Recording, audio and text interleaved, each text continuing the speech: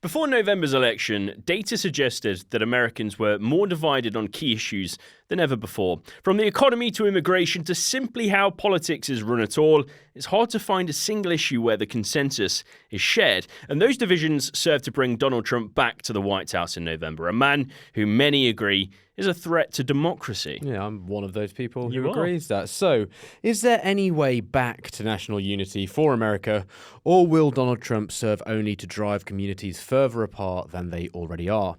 Our guest today is Reverend Professor Keith Magee, a theologian, elected council member of Democrats Abroad, and senior fellow in culture and politics at the UCL Center on US Politics, and much, much more. And he joins us now on American Friction. Keith, thank you so much for being with us. It is my pleasure. Thank you for having me. Keith, in Trump's inauguration speech, which feels like an incredibly long time ago, even though it wasn't, he said national unity is now returning to America and confidence and pride is soaring like never before. In everything we do, my administration will be inspired by a strong pursuit of excellence and unrelenting success. We will not forget our country, we will not forget our Constitution, and we will not forget our God. As someone who cares about repairing political divisions, and as a Christian and as an American, what was your reaction to hearing Trump say this? Well, thank you for the question. My reaction was, let's see whether or not these statements prove to be true. Trump's victory reflected a deep political divide as well as a cultural divide in America. And I think that what's really important beyond the presidency, the White House, is the ideal of moving a nation forward with unity by acknowledging the grievances of both sides and then attempting to foster what I would say is a shared sense of purpose to find common ground. And I think that will take the engagement across politics, across religion and social sectors to step up, to figure out how do we bridge these stark gaps that have even led to this moment where Mr. Trump could have been reelected and to be in the position that America's in. How do you think as well that we begin that when then there is someone like Donald Trump who's saying this and frankly, he's lying and half of the electorate, more than half the electorate, believe him and support him. So where do you begin on doing that? Where do you think that work starts? I think the work starts when you understand that democracy really rests in with the power being with the people, and I think you have to deviate from just focusing on Donald Trump, the man, and the MAGA movement to determine who are the people in America that want something different than Donald Trump, wanted something different than what the Democratic Party was offering. And so with the dishonesty, as you're framing it, that Mr. Trump has spewed, I think that we have to find those people who want to come together to understand what it's like and what it means to ensure that we have free and fair elections. I think we have to identify the people who are ready and willing to protest judicial challenges, because to ensure that there is the independence in the judiciary. I also think we have to create systems where we are countering disinformation and creating bipartisan efforts to create such of a movement. There are a lot of Americans who did not vote in this last election. There were individuals who were just voting because they did not feel like they didn't have a choice. Aristotle argues about the lesser of two evils, but nobody ever talks about the greater for the common good. I think we have to move towards how do we get to the greater of the common good. And so to me, I think less of the focus is on what has gone wrong and more of the focus should be on how to get it right. Well, with that, on that point that you made there, I was looking at Pew Research, and they suggest that nearly 30% of Americans share a growing distaste for both political parties. How can that even begin to be repaired if people just simply don't want to engage with either major political party. And me and Java have had people say this, even journalists and people involved with politics, that they're just sick of looking at the news. They're sick of seeing what is coming out in terms of policy, especially right now. We've got the flooding the zone. People just want to switch off from politics. So how big a part to play does that have in pulling Americans apart? And how do we get people back interested in politics to play a bigger part in upholding democracy? Well, thank you. I think the first thing is that there needs to be an aggressive approach uh, for citizens, American citizens, to understand their civic responsibility. Part of the challenge that you have in America, when I was in American high school, which was a very long time ago, there was a course that they taught American civics, where you actually learned about the three branches of government. This is not the American government course, but this was the civics course that says this is your responsibility as a citizen. 38 of the 50 states in the United States no longer require that course to graduate from high school. So you have Americans who don't even understand their civic responsibility. So I think that you have to infuse, what does it mean to be a citizen?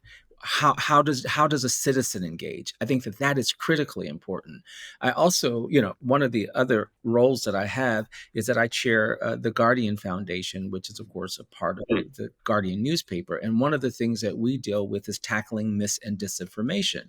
So that's the other role, is to make sure that there is media literacy that can help Americans to navigate political rhetoric and to stay focused and engaged on what's real and what's not. So I would say that. I also think that there is this ideal of a moral imperative that exists in America. Yeah, this idea that you pull out our currency and on it says, "In God we trust." Well, I think we have to determine what that even looks like. And I think that there's a role for faith communities to push towards what does moral leadership look like that transcends partisanship. And I could go on. It's one of the kind of doubly damaging things about Trump is that he does actually, though, as well, seem to say to his supporters, kind of completely counter to what you're saying, is saying that I will kind of make politics go away for you. And you don't have to think about it because I'm a strong man and I'm handling all of this. When, as you say, what we actually need is maybe the opposite, for people to realize that politics does seep into every aspect of their life, whether that's just being a good member of the community or being a good friend. There are political dimensions to that. But Donald Trump is destroying the notion of individuals being political actors. And some of us find that harmful, but then maybe some of his supporters are quite welcoming of that. And that's a hard sort of double-edged sword that he's wielding there. So, yes. So I say to you, I don't want to repeat myself as much as try to drive home a point. There are Americans who do not understand the civic process, that do not understand the role of government. I had a conversation when he was in his first term as president with one of his supporters in the state of Florida.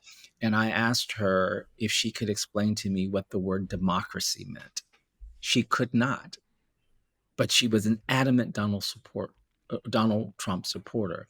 So there's this fraction of people, not all, that follow him that are uneducated and uninformed. And they need to understand and see what they're going to lose, which is happening right now with all of the cuts and all of the things that are happening, that is going to impact a large demographic of those folks that support him.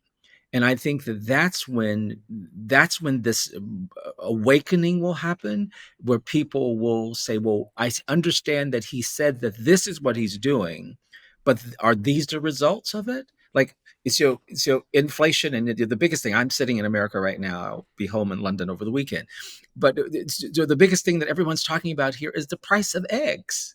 Yeah. People cannot buy eggs in America. And these are the things that he said that he would do on day one. That's going to be that's going to continue to impact the ideal of the United States Department of Education being shut down and dismantled. That's only going to further disenfranchise the people that are supporting him. There are more poor and working class white Americans than there are any other group in America. That's going to impact them. So at some point, revelation will have to come to these individuals about, why am I following a man that is supposed to provide me with opportunity, do away with big government, make life easier for me, when in fact it's going to be the polar opposite? I want to come back to what Trump said in his inauguration speech, specifically one statement that he made, and that was that he wanted to make Martin Luther King Jr.'s dream come true, which seemed a strange thing for him to say, to be quite honest, and it was quite stark when he said that. How do you take that statement from him? Is it just essentially him saying things to try and win more support from black communities across the US, which historically have voted more democratically than they have Republican, although there are growing numbers of black Americans who seem to have voted for Trump this way round. What do you make of his statements around race and trying to improve divisions across America? Is there any honesty in it, do you think, or is it just grift? I think it's grift. With your initial question, what did I think about him saying he wanted to make his dream come true? My first thought when I heard that, well, why are you allowing yourself to be inaugurated as president? That you're the total opposite of what it means to live in the legacy of Martin Luther King Jr. And my mother, Barbara Reynolds, was the biographer for Coretta Scott King. So I have a very deep, close relationship with the King family. And so I can tell you there was great offense that came from that. One of the things that we have to deal with and address is what is the underpinning of the Make America Great Again movement. I think it's clear. I think it's about making America white again and having those in power that disenfranchised anyone who was not a white Christian male. And so the idea that Donald Trump's movement is anything other than that is untrue. That's what it truly represents. And so the idea that he understands that Dr. King said that injustice anywhere was a threat to justice everywhere, being a part of that dream and that truth for America, it does not align it may align with some of his word usage, but it does not align with his acts, his executive orders, his choices for his cabinet. They're wide and broad and do not align whatsoever. I fear we're in a bit of a catch-22 at the moment in terms of how to handle Donald Trump, because in part I'm quite frustrated by some parts of the Democratic Party maybe not being quite forceful enough in shutting a lot of the harmful things down and pushing back and being incredibly vocal. But then at the same time, they lost, and perhaps that means that there is a period of listening required and listening to the people who wanted to vote for Trump and trying to understand that. How do you think that the Democrats can navigate that issue of having to really, what Trump is doing right now is morally abhorrent in so many ways, in my opinion, and they've got to push back on that. But then they do need to listen as well. How do you juggle that? So I think first that the Democrats must avoid outright constructionism and instead focus on instructive engagement. What does it look like to listen, to hear, to understand? I think that the Democrats need to identify common ground policies, that every American can see themselves in a reflection of these efforts, whether that's infrastructure or, criminal justice reform or workforce development, everything that people can actually get behind. And I think They have to truly hold this administration accountable while participating in what is the true governance process, and not just respond defensively, but a good team has both defense and offense. And what we see now is that everything is a defensive response as opposed to having a strong offense. And really, truly, I I think America. I think it's more than the Democrats. I think it's time for America to really awaken to having a third party, um, and so I think there needs to be folks from both sides, the disengaged and disenchanted Republicans and Democrats, and those down the middle need to come together to say what is an American strategy, what is a movement that is for the people and by the people that moves us away from this two-party system. The American right seem like they really want to make everyone feel quite isolated and separate people out into all sorts of groups or just as individuals. How the culture war is something I really don't like to wade into if I can avoid, but clearly it's so integral to the project of what Trump is doing now. How are we able to be proud of the things that define us and to be able to find the joy in the things that define us without allowing them to separate ourselves from other people? So I think the ideal of culture and heritage should be prominent in a society, and I think that there are ways to celebrate them, our individuality. What is critical in celebrating them is to ensure that in doing so, you're not oppressing and attempting to marginalize another group. You see, so I think that that is the critical thing, because I am okay. I quite frankly support almost every belief system, and try to practice empathy.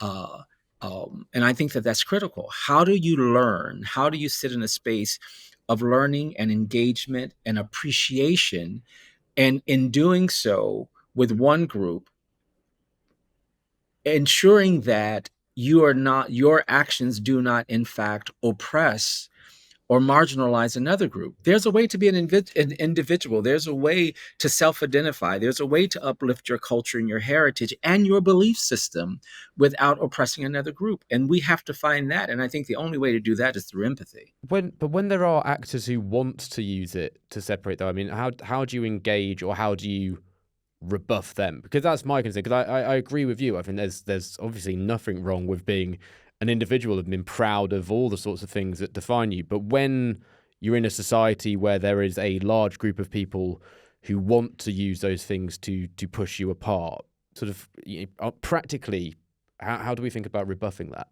That's hard to do as a part of a system. I think that goes down to individuality. I don't know if we can create antidotes for an entire people to attempt to abide by, other than wanting people to have their own individual moral compass. My son and I have a saying that every day may not be a good day, but there's something good in every day.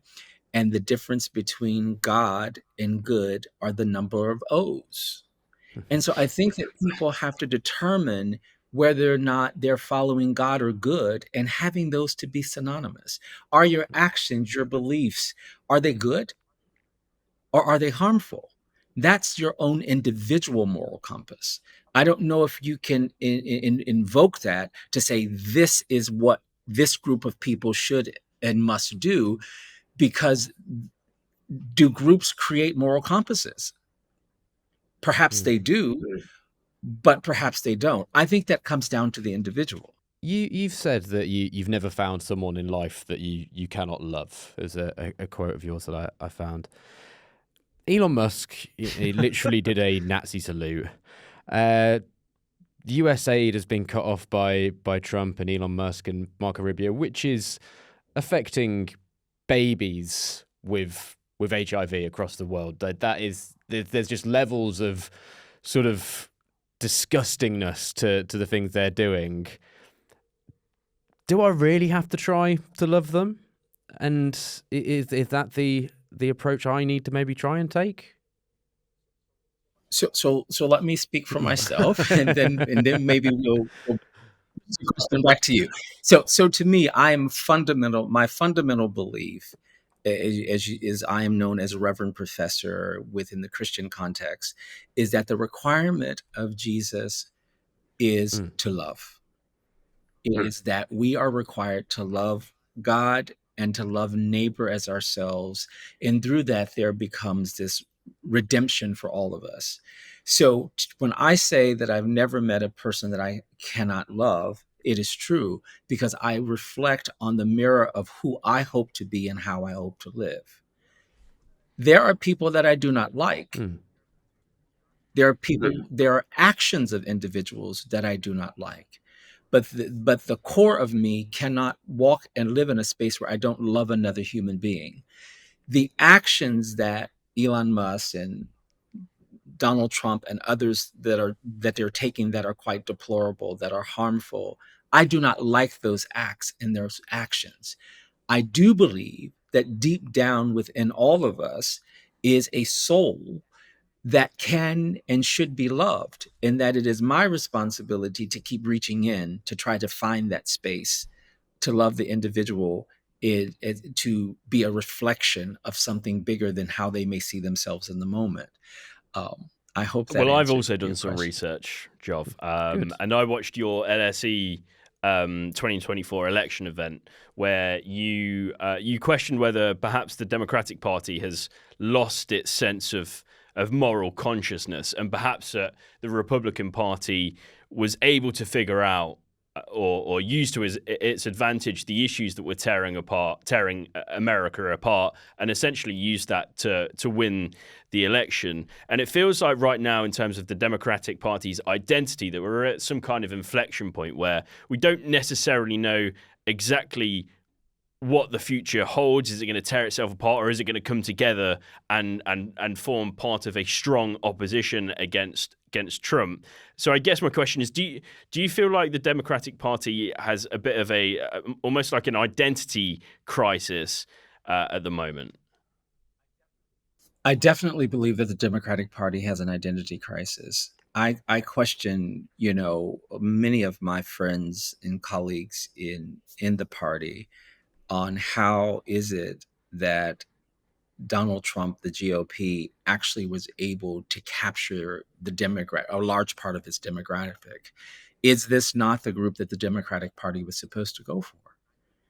And I think that in a lot of ways, the party has lost its way, and that it needs to, in some ways, re-identify itself. But I'm not sure if it can. And that's why I go back to thinking, is this, there was a Whig party? You've heard of the Whig party, right? So is there this moment that we need to do something as Americans to say, neither of these parties are working.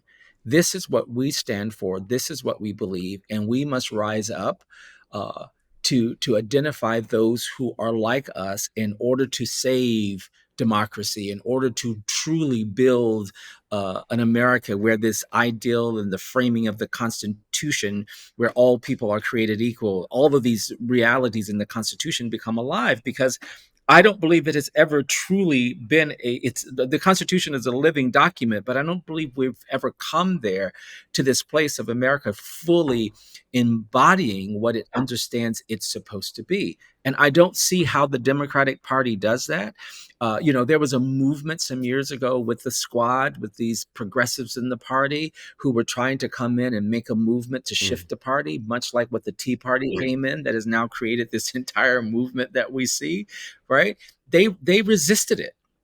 And so if they're going to continue to resist the kind of change, then something new has to happen. And I believe with the 31% that I've seen of Americans who did not even show up, and individuals like myself who voted Democrat while holding our nose, right? I think that those of us, if we come together and mobilize, and those in the Republican Party who felt like, I've got to vote Republican, I've got to follow Ronald Reagan's 11th commandment, right? If those of us who can just depart from that, I think now is the moment to do it.